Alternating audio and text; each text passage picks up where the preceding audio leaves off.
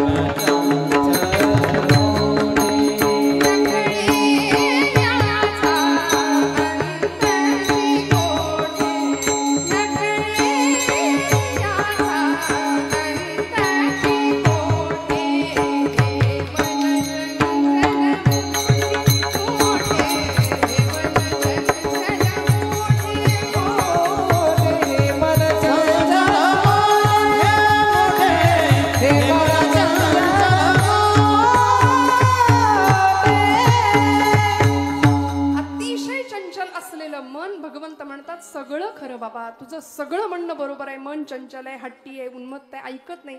आई वडिलांच्या तक्रारी असतात की नाही, पोरग काही केल्या ऐकतच नाही. कार्ट आपण म्हणतो की नाही, काही केले ऐकत नाही. म्हणलं बहिरा आहे का? ऐकत नाही म्हणजे बहिरा आहे असं नाही. सगळं सांगितलेलं ऐकतो, पण बाळ्या उठ, बाजारातनं दूध घेऊन ये, कोथिंबीर घेऊन ये. नाही जात, जा. हे म्हणजे ऐकत नाही, हो की नाही? हा, उठ, वेड पिक्चर लागलाय टीव्हीवर, लगेच बघायला उठेल. हे कसं ऐकेल? या मनाचं असंच आहे. या मनाचं असंच आहे. म्हणून या मनाला माऊली म्हणते, या मनाचे नि एकनिके जे देखली आठाया सोके मग अनुभव सुखची कौतुके दावीत जाईजे. या मनाच्या ठिकाणी भगवंताचं अधिष्ठान असावं आणि ते मन कुठे धाव घ्यावं? आता कोठे धावे मन तुझे चरण देखलिया, भाग गेला क्षीण गेला अवघा झाला आनंद. मना तेथे धाव घेई, मना तेथे धाव घेई, मना तेथे धाव घेई, मना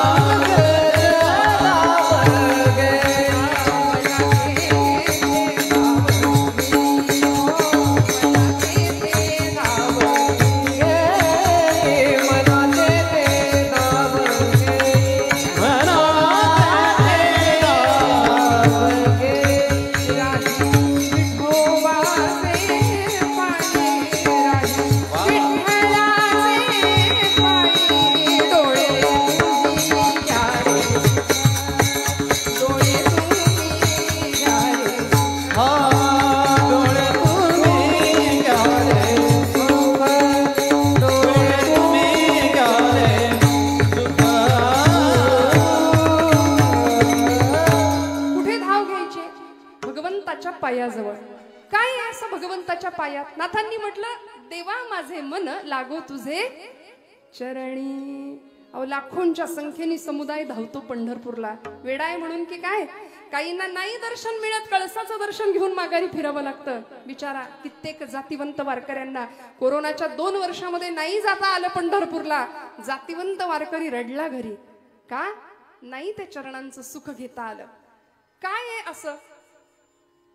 साजिरे गोजिरे समचरणी उभे, साजिरे गोजिरे समचरणी उभे.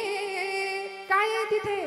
भक्ताची या लोभे विटेवरी, विटेवरी विटेवारी सुखाचे जे सुख चंद्रभागे तटे सुखाचे जे सुख चंद्रभागे तटे कुंडलीच्या पारी उभे ठाके उभे ठाके उभे ठाके सुखाचे जे सुख चंद्रभागे तटी सुखाचे जे सुख चंद्रभागे तटी कुंडलीच्या पारी उभे ठाके उभे ठाके उभे ठाके सुखाचे जे सुख चंद्रभागे तटी सुखाचे जे सुख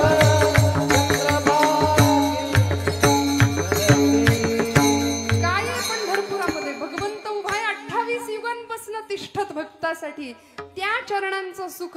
महाराज म्हणाले देवा तुझ्या चरणांचं सुख किती आहे ते तुला सुद्धा नाही माहिती. कमोदिनी काय जाणे परिमळ भ्रमरा सकळा भोगीतासे कमोदिनी. कमळाला माहिती असतं का भ्रमर सगळं उपभोग घेतोय, मकरंद सेवन करतोय, पराग सेवन करतोय, पण कमळाला माहिती नाही. तसं महाराज म्हणतात तुझ्या नामामध्ये तुझ्या चरणामध्ये किती सुख आहे ते तुलाच नाही माहिती. म्हणून नाथबाबा म्हणतात देवा माझे मन लागो तुझे चरणी. आणि आता जे माझं मन संसारामध्ये अडकलंय संसार व्यसनी पडून दे. संसाराचं काय लागलंय नाथबाबा म्हणतात व्यसन. आम्ही संसारामध्ये व्यसन आणतो, किंबहुना व्यसन हाच संसार मानतो. लक्षात घ्या नाथांनी संसाराला व्यसन म्हटलं. बघा संतांचं महात्म्य हेच आहे. हा जन्माला आल्यापासून जो मागे लागलाय पुनरपि जननम पुनरपि मरणम पुनरपि जननी जठरे शयनम इह संसारे खलु दुस्तारे कृपया पारे पायी मुरारे भज गोविंदम. आचार्यांनी सांगितली की नाही ही रचना संसाराची. अखंड संसरती इति संसारः संसाराची व्याख्या जो अखंड. अरिस्टॉटल नावाचा तत्ववेत्ता म्हणाला change is the only constant thing. या जगामध्ये सगळ्यात स्थिर जर काय असेल ना तर बदल. काय गंमत आहे बघा, खूप लक्ष देऊ नाही का.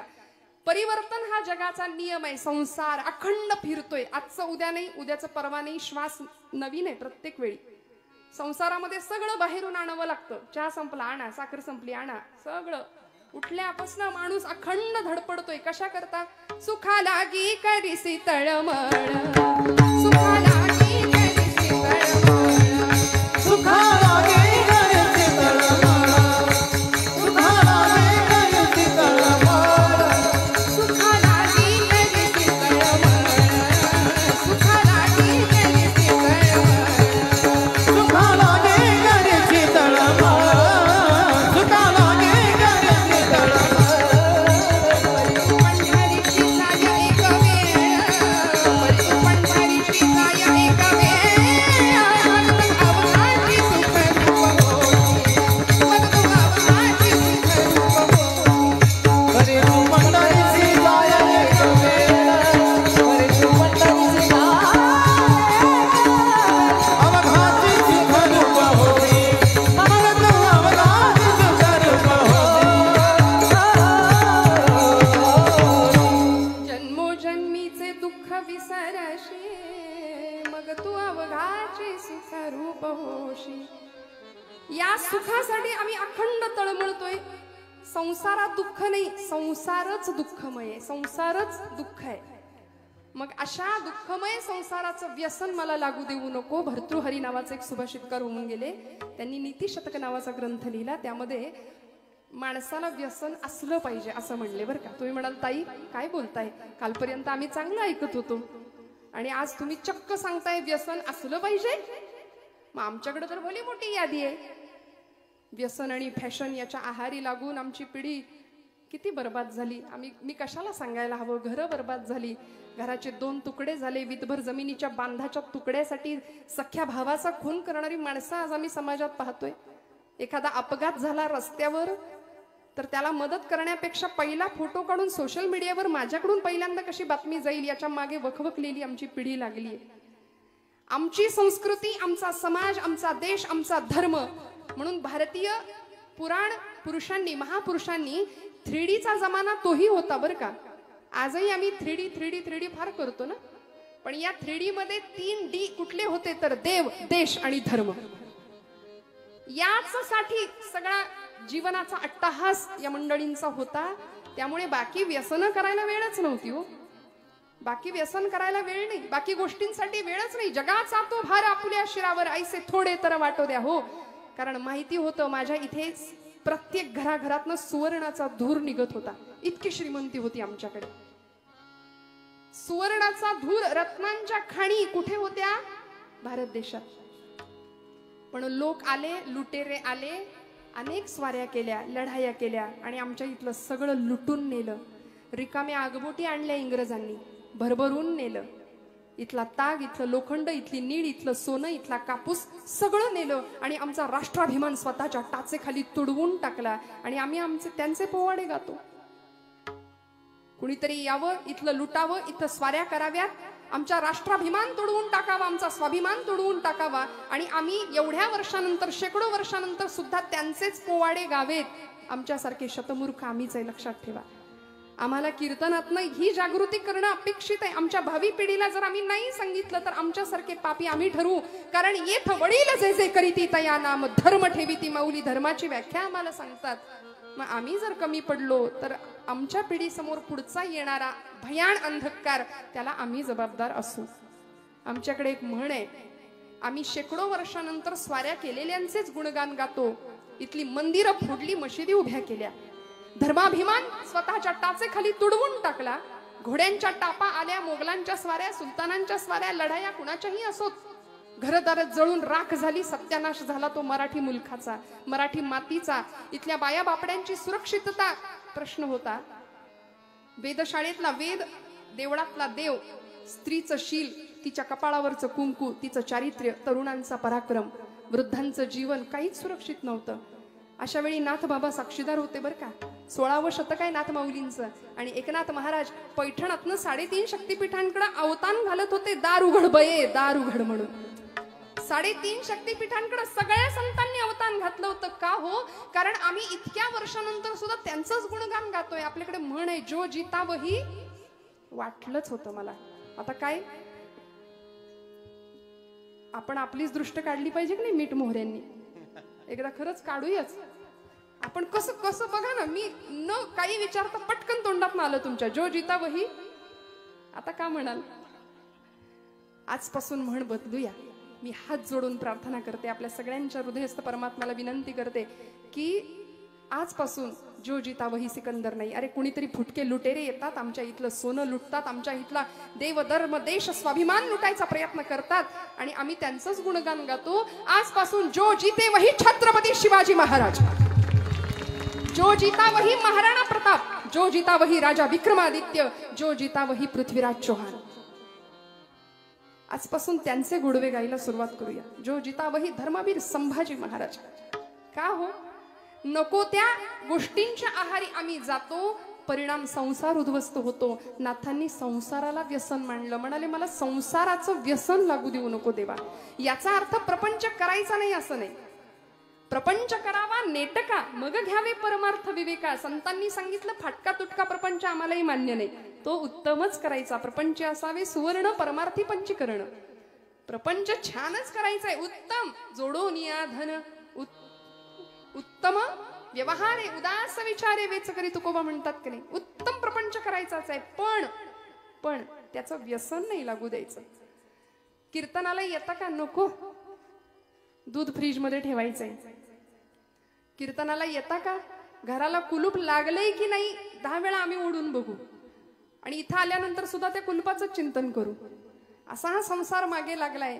नको म्हणले. आज मूडच नाही. उठलेलं बसवत नाही, बसलेलं उठवत नाही. कबीरदास म्हणतात, कोई तन दुखी, कोई मन दुखी, कोई धन बिन रहत उदास, थोडे थोडे सब दुखी, सुखी हरी के दास. सगळ्यांच्या मागे दुःख आहे, कारण संसारच दुःखमय आहे आणि तिथे आम्ही सुख शोधण्याचा प्रयत्न करतो. स्वानंद सुख निवासी मामासाहेब दांडेकर असं म्हणाले होते की तुम्ही प्रपंचात सुख शोधता, म्हणजे असं झालं की मिरच्यांच्या बाजारात जायचं आणि म्हणायचं जरा खव्याचे पेढे देता का किलोभर. आता मिरच्याच्या बाजारात तुम्हाला पेढे कुठनं मिळणार, तिथे ठसकाच लागणार आणि तिथे डोळ्यात पाणीच येणार, बरोबर आहे की नाही. मग प्रपंचात सुख नाहीये, मग असा संसाराचं मला व्यसन लागू देऊ नको नाथ बाबा म्हणतात.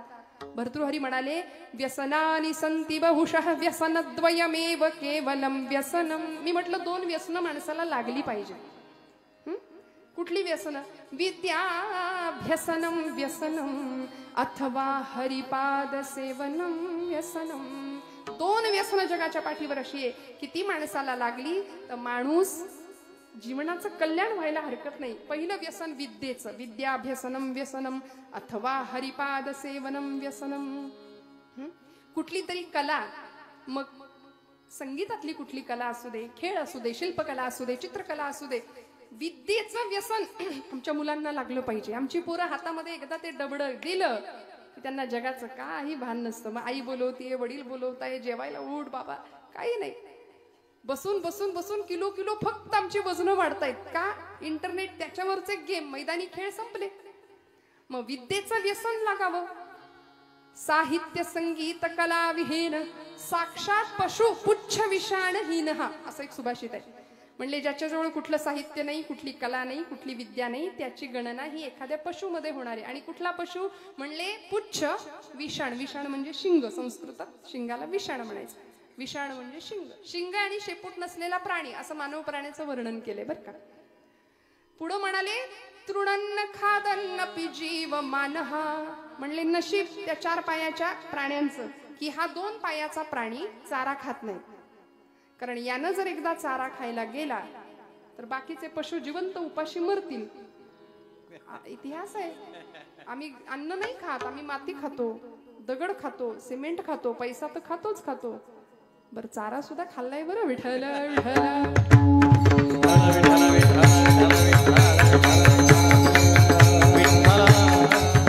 इतिहास आहे आमचा.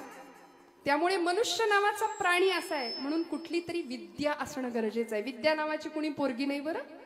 विद्या नाम व्यसनम, विद्येचं व्यसन. आणि दुसरं अथवा हरिपाद सेवनम व्यसनम, भगवंताचे पद चरण पाय, त्याचं व्यसन आम्हाला लागावं. म्हणून नाथबाबा म्हणतात संसार व्यसनी पडो नेदी. नको देवा संसाराचं व्यसन.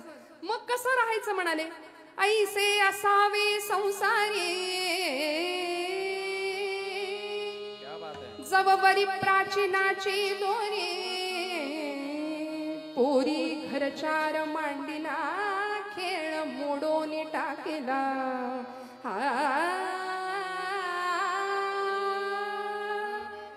ऐसे असावे संसारी. कसं राहायचं संसारात? जवबरी नाथांचं भागवतातली ओवी आहे बरं. जवबरी प्राचीनाची दोरी पोरी घरचार मांडीला खेळ मोडोनी टाकीला. लहान मुली खेळतात का नाही भातुकलीचा खेळ? आता पूर्वी खेळायच्या, आता कुठलो? आता कपाळाला टिकली लाव म्हणून ओरडावं लागतं तिच्या मागे. आमचं काम आहे की नाही हो सांगणं. माता भगिनी आहात ना जागे आपण? हो म्हणा, जागे आहात ना आपण सगळ्या? हा. घरातली मुलगी जर आमची टिकली लावत नसेल कपाळाला तर आमचं काम आहे की नाही? हिंदू धर्मात जन्माला आलीस, कपाळाला टिकली लाव छानपैकी, केस मोकळे सोडू नकोस, अंगभर कपडे घाल, हे सांगणं काम आहे की नाही आमचं? म्हणून मगाशी म्हटलं येथ वडील जे जे करी ते या नाम धर्म ठेवीती. आणि जर आम्ही चुकलो तर लव जिहादी असे टपून बसलेत बरं आमच्या आजूबाजूला. कधी आमच्या लेकी बाळी ओढून पळवून घेऊन जातील आमचं आम्हाला कळायचं नाही.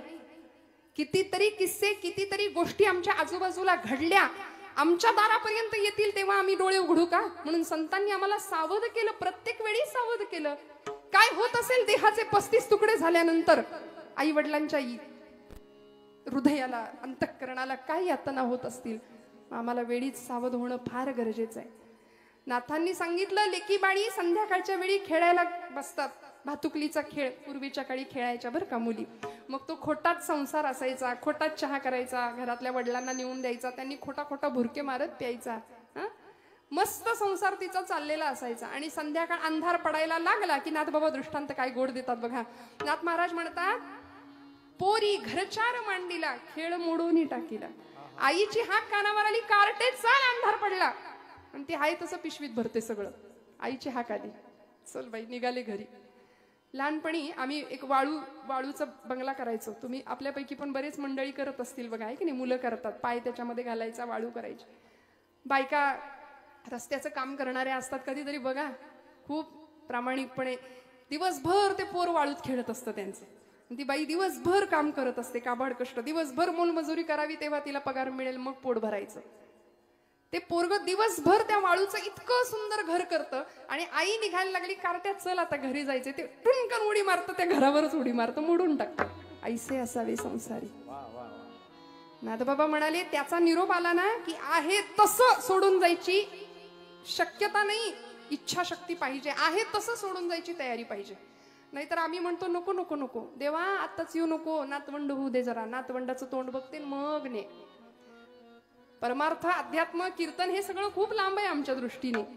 आणि तो नातू येतो, तो म्हणतो आई आजी अजून पण ना तू इथंच. बघा कळलं तर मराठी भाषा आहे. मग ती म्हणते असू दे बाई, पण तोंडाला बघून जाते. ते पण तू पण म्हणतो अजून पण तू इथंच. विठ्ठल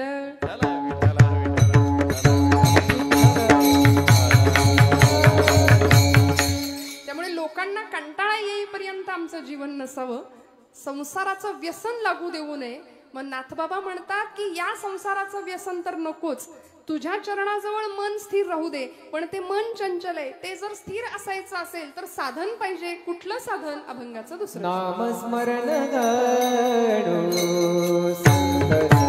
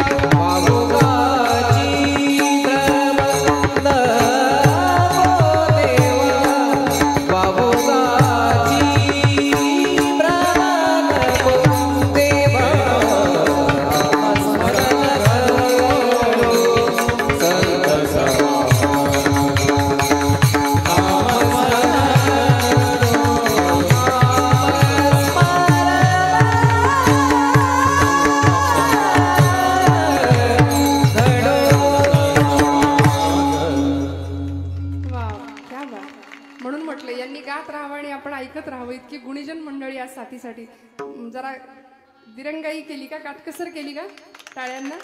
इकडे समोर ना दाद मागून नाही मिळत, खरं दाद यावी लागते. खोकला यावा तशी दाद येते आपसुक.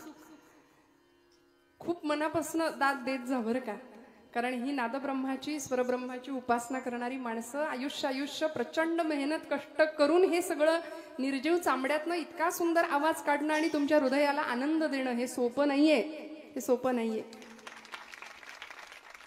नाथबाबा म्हणतात नामस्मरण घडो संत समागम, वावुगाची भ्रम नको देवा. मला तुझं नाम दे भगवंता, कारण मी तुझी पूजा फक्त नामानेच बांधू शकतो.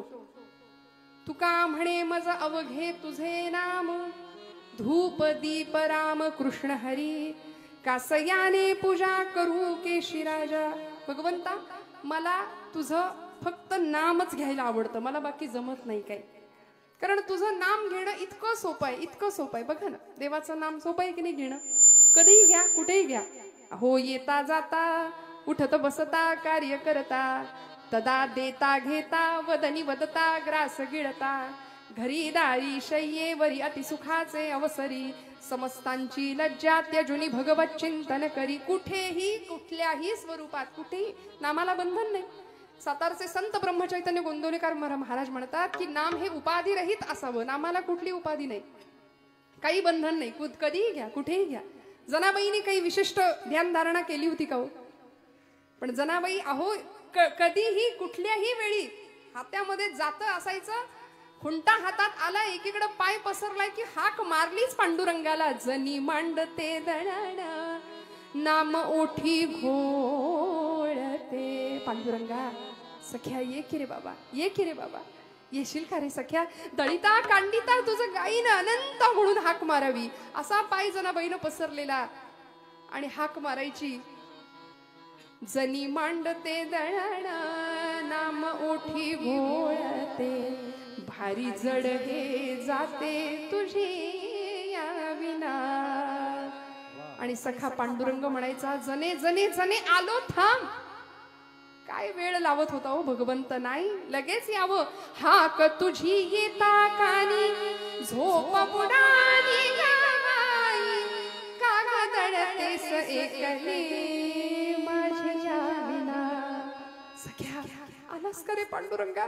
हात तुझा लागला रे, जात झालं हलक हलक, दारी आलं अमृत पिक तुझी या दिठीन.